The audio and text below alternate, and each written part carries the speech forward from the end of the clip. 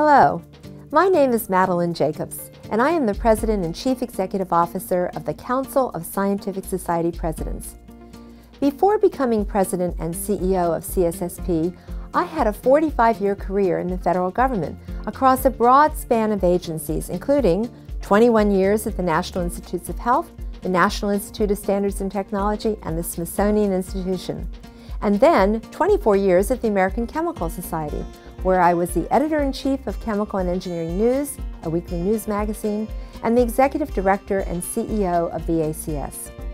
I have a broad love of and passion for all fields of science and engineering, from astronomy and paleoanthropology to mechanical engineering and zoology, and, of course, chemistry. Indeed, almost any field of science and engineering you can think of. When I worked at the American Chemical Society, I had the chance to work closely with CSSP and was thrilled when I retired from ACS to have the opportunity to lead this exciting organization. The Council of Scientific Society Presidents was formed more than 40 years ago by scientific societies to provide networking, advocacy, leadership training, and exposure to a broad range of cutting-edge research and ideas. Dozens of scientific and engineering societies, including the social sciences, have found value in this organization, and they encourage their rising stars, their incoming presidents, and their executive directors to attend the meetings that are held twice a year. Long after they leave their leadership posts at their societies, CSSP members continue to be involved in the organization. CSSP is a unique umbrella organization that does not duplicate the work of other societies, but rather works closely with them.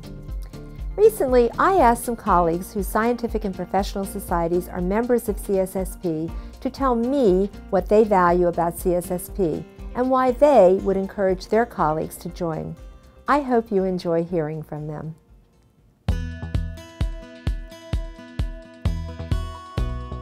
I think the Council of Scientific Society Presidents has a tremendous influence on Congress. We're interested in strengthening our individual societies, and this is a good way to get information about how to do that. Interacting with my colleagues and having an opportunity to work across science disciplines and education disciplines. And finally, the business of how a society operates. It's just an amazing wealth of information. I've learned a lot, not just about different science processes, but how people in leadership function. It was just nice to see sort of this level of professionalism and engagement. It's made me feel really optimistic about the future of science. The opportunity to hear people that I would never hear, Nobel laureates, but have never had a chance to talk to or question people like that and have a one-on-one conversation with them. In CSSP, you get the chance to talk with leaders of many different science societies, compare problems, compare ideas. CSSP has really helped me develop as a science leader within the framework of my scientific society. And it really helps if you come when you're a president-elect, because you start networking with people and learning skills that will be useful.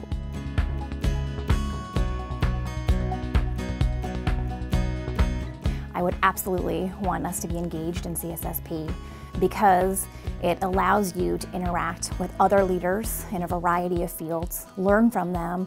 You can bring what you know to the table. I suggested it to quite a few, and I cannot see a downside to it. CSSP has a clear value proposition that no other organization that I've been involved with actually has. We're not a special interest within a specific science area, but rather we're representing advocacy across all scientific areas, including the social and economic sciences. And I think this is really, really crucial, particularly during this very challenging time for scientific societies and science more generally, not only here in the United States, but globally.